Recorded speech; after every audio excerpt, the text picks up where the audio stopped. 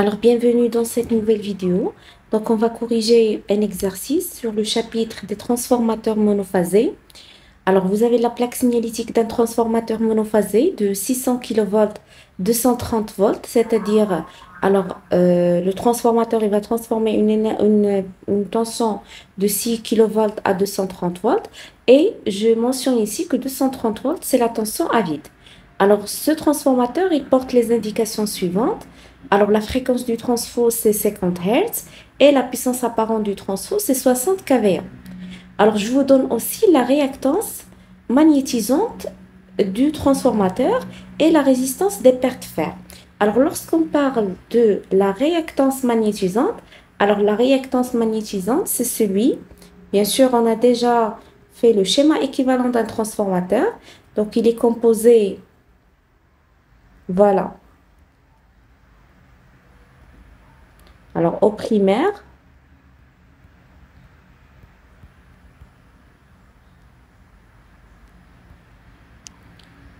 donc vous avez ici, donc RF, voilà, c'est RF et XM. Donc, ce sont les deux éléments, bien sûr, qu'on a déjà trouvés lors de la modélisation des circuits magnétiques à bobine ou bien circuits magnétiques à noyau de fer. D'accord? Alors, XM et RF, donc, sont celui, XM, c'est celui, c'est la réactance, X, c'est la réactance, magnétisante, c'est celui, donc, qui correspond au circuit magnétique.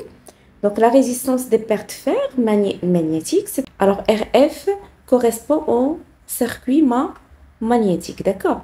Alors, c'est-à-dire que la réactance XM égale à 21,5 kΩ et RF égale à 110 kΩ, d'accord? Alors, voilà donc les deux informations que j'ai concernant le circuit magnétique. Donc, on va effectuer un essai en court-circuit sous une tension réduite à 15% de la tension nominale. Donc, c'est-à-dire, je vais alimenter le transformateur par 15% de la tension nominale. La tension nominale du transfo, c'est 6 kW. Alors, le transformateur, il va absorber une puissance de 900 watts au primaire, d'accord, et fournir le courant nominal au secondaire. Alors, c'est-à-dire que donc, je vais utiliser un wattmètre, un ampèremètre, d'accord? Alors, l'essai, c'est l'essai en court-circuit, d'accord? Je vais alimenter par une tension réduite V1CC. Je vais avoir ici un courant de court-circuit, INCC. Et le wattmètre, il va bien sûr mesurer la puissance P1CC. Et l'ampèremètre, il va mesurer le courant INCC. Donc, vous avez, donc, voilà le branchement du wattmètre. Donc, je peux placer ici un voltmètre pour mesurer donc, la tension V1CC. Et l'essai en court-circuit, je vais utiliser ici un ampèremètre pour mesurer le courant I2CC. Et d'après ce paragraphe-là, donc le transformateur, il alimente ou bien il absorbe 900 watts au primaire. Donc, voilà, c'est côté primaire et côté secondaire. Donc, il va absorber 900 watts au primaire, c'est-à-dire 900 watts, il va être mesuré par ce wattmètre, donc il va être CPMCC. Donc ici, PMCC égale à 900 watts, d'accord? Et fournit le courant nominal au secondaire, c'est-à-dire ici, I2CC au secondaire, voilà le secondaire, il fournit le courant nominal, c'est-à-dire I2CC égale à I2N, d'accord? Alors, la première question, je vous demande de calculer la puissance active et réactive à vide du transformateur. Donc, la puissance active et réactive à vide, c'est P0 et Q0, d'accord? Ce sont les puissances consommées à vide, d'accord? Alors, on a déjà la formule à vide. Qu'est-ce que vous avez? P0 égale à quoi? À V1 nominal au carré sur la résistance RF, la résistance magnétisante, d'accord? Ou bien la résistance du fer. Des pertes fer causées par les pertes fer. Donc, c'est la résistance causée par les pertes fer. Donc, c'est 6 fois 10 à la puissance 3 le tout au carré, d'accord, sur RF, la résistance des pertes fer, vaut 110 kiloohms, pardon. Donc, c'est 110 kiloohms, c'est-à-dire je dois multiplier fois 10 à la puissance 3. Donc, application numérique, donc c'est 6 fois 10 à la puissance 3, d'accord? Parce que ici, c'est 6 kilovolts.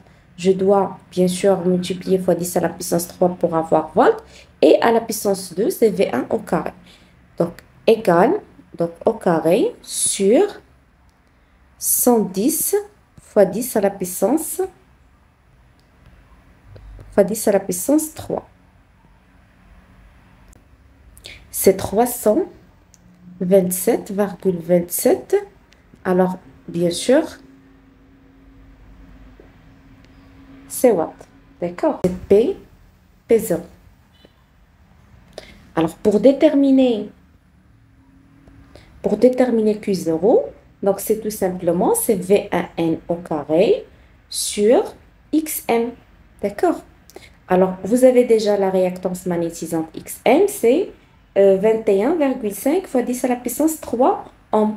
Donc, c'est 6 fois 10 à la puissance 3, le tout au carré, sur 21,5 fois 10 à la puissance 3. Donc, égal.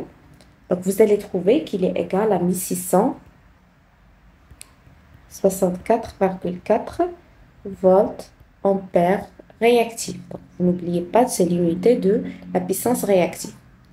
Alors maintenant, je vous demande donc voilà la puissance, les puissances actives et réactives à vide du transformateur. Donc, calculer le facteur de puissance à vide. Alors, le facteur de puissance à vide, c'est cosinus. C'est normalement le facteur, deuxièmement, bien la deuxième question, le facteur de puissance, c'est cosinus phi 0. Donc, comment je peux calculer cosinus phi 0? Donc, j'aurai besoin de phi 0. Alors, comment je vais avoir donc, le déphasage entre la tension et le courant à vide? Donc, c'est tout simplement, je vais utiliser, j'ai la puissance active et la puissance réactive. Donc, je peux dire que, alors, Q0 égale à P0 tangente phi 0. Donc, tangente phi 0 égale à Q0 sur P0. Donc, une seule formule. Alors, Q0, c'est 1664,4 divisé par 327,27. D'accord? Donc, c'est 5,11. D'accord? C'est 5,11. Donc, phi 0, c'est l'arc tangente de 1. Donc, c'est phi 0, c'est 78,84 degrés. Et si je veux le cosinus phi 0, donc je vais avoir ici cos, pardon. Donc, cos de 1, c'est 0,19. D'accord? Donc, voilà le cosinus phi 0.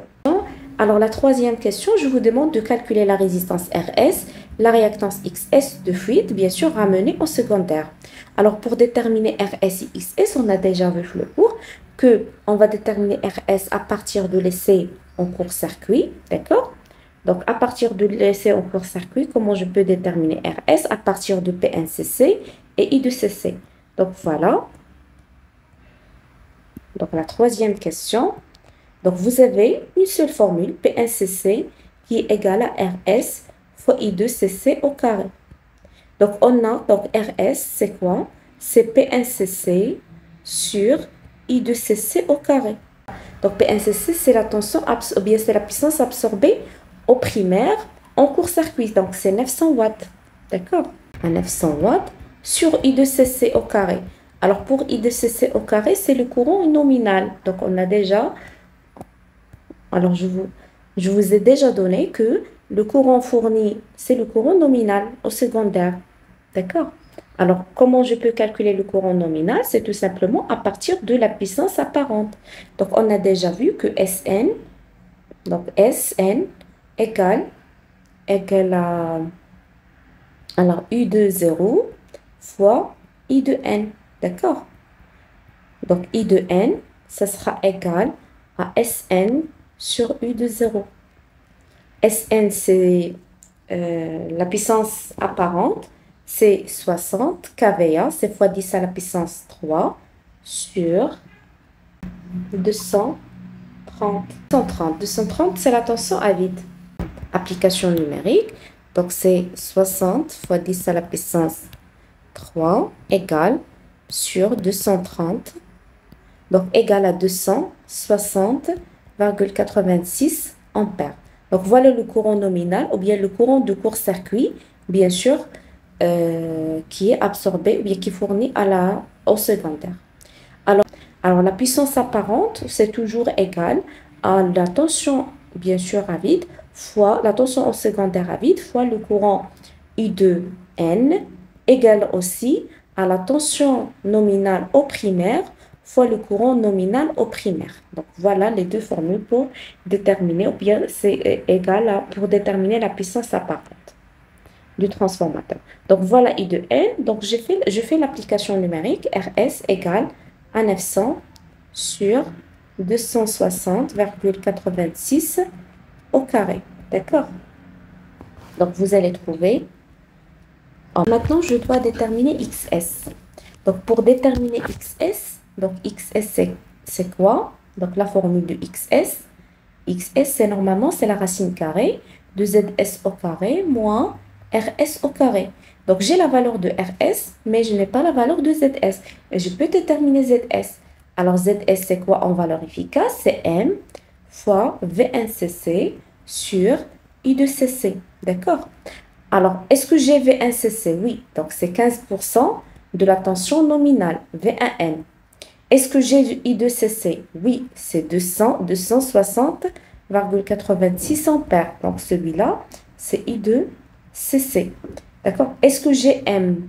La valeur de M, ou bien le rapport de transformation, c'est tout simplement la tension à vide, c'est V20 sur V1N. Est-ce que j'ai la valeur de la tension à vide au secondaire? Oui. Est-ce que j'ai la valeur de la tension nominale? C'est oui. Donc, je peux déterminer, c'est 230 sur 6 fois 10 à la puissance 3. Donc, égal.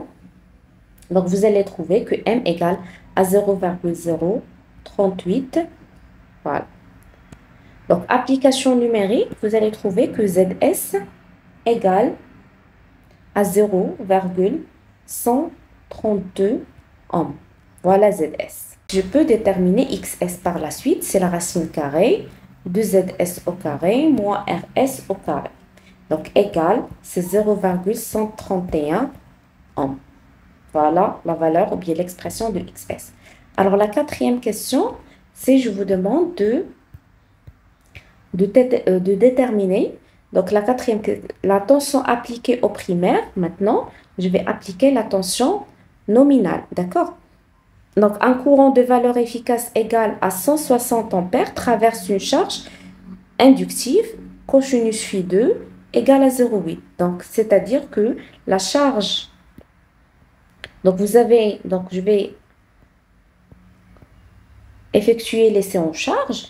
Et l'essai en charge, c'est, donc je vais utiliser le schéma ramené en secondaire, d'accord? Donc un schéma ramené en secondaire qui correspond ici à RS et vous avez ici c'est JXS, d'accord? C'est voilà, c'est I2 et la charge, voilà, il a un cosinus phi égal à 0,8 AR. C'est une charge inductive, d'accord? C'est-à-dire un cosinus phi, c'est AR. Donc, la chute de tension en secondaire, c'est tout simplement, voilà, j'ai ici la tension à vide, c'est V20, et j'ai ici la tension delta V, ou bien la chute de tension delta V. Ici, j'ai la tension V2. Donc, pour déterminer la chute de tension, donc, bien sûr, la chute de tension approchée, donc, on a déjà fait le cours, c'est RS, ou bien la formule approchée, c'est RS cosinus phi2 plus XS sinus phi2, le tout fois I2. D'accord? Donc, vous avez la valeur de RS, vous avez la valeur de cosinus phi2, XS, vous avez la valeur, sinus phi2, vous avez la valeur. Donc, bien sûr, ici, sinus phi2, ça sera ici positif. D'accord? Pourquoi? Parce que phi2, il est positif. Donc, il s'agit d'une charge inductive. D'accord? Donc, vous allez trouver que delta V égale à 14,23 volts. Alors, et la dernière question, je vous demande de déterminer le rendement. Donc, le rendement, c'est la cinquième question, je pense. Donc, le rendement, c'est tout simplement, c'est la puissance, bien sûr, fournie au secondaire sur la puissance P1 absorbée par le primaire. Donc, égal à V2, I2 cosinus phi2 sur V2, I2 cosinus phi2 plus la somme des pertes. Alors, les pertes, ce sont les pertes fer. Donc, bien sûr, les pertes fer qui sont déjà déterminées à partir de l'essai à vide, d'accord? Plus les pertes joules. Alors, les pertes joules, ce sont RS, et les pertes joules, ce n'est pas la valeur de PNCC, d'accord? Parce que les pertes joules dans ce cas, c'est RS fois le courant absorbé par la charge fois I2 au carré. Donc, il se peut que le courant absorbé par la charge, il ne soit pas, c'est le courant de court-circuit, ou bien c'est le courant nominal. Donc, ici, j'ai un courant qui est inférieur au courant nominal, d'accord? Donc, c'est RS fois I2 au carré. Donc, avant de déterminer le rendement, je dois déterminer V2 parce que cette tension-là, je ne l'ai pas. Mais j'ai la tension à vide et j'ai la tension, bien sûr, la chute de tension. Donc, pour calculer V2, donc pour calculer la valeur efficace de V2, égale à tout simplement, c'est V20 moins delta V, d'accord? Donc, V20, c'est 230 moins 14,23. Donc, c'est égal à 215,77 volts, d'accord? Voilà la tension V2. Donc là, j'ai la tension V2, j'ai le courant I2, c'est 160 ampères. Donc j'ai ici le courant I2, c'est 160 ampères. Alors cosinus phi2, c'est 0,8, d'accord? Les pertes fer, on l'a déjà déterminé, c'est à partir de l'essai à vide, c'est P0, d'accord? Les pertes fer, ce sont P0. On peut négliger le courant absorbé par le primaire à vide. Donc voilà, P0 c'est 327,27. Normalement 215,77 fois 160 fois 0,8, d'accord, sur 215,77 fois 160 fois 0,8 plus 327,27 plus, alors RS, c'est 0,013 fois le courant 160 au carré. Le courant, bien sûr, absorbé par la charge I2 et non pas le courant de court-circuit. Donc, si vous calculez ça, vous allez trouver un rendement au pourcentage.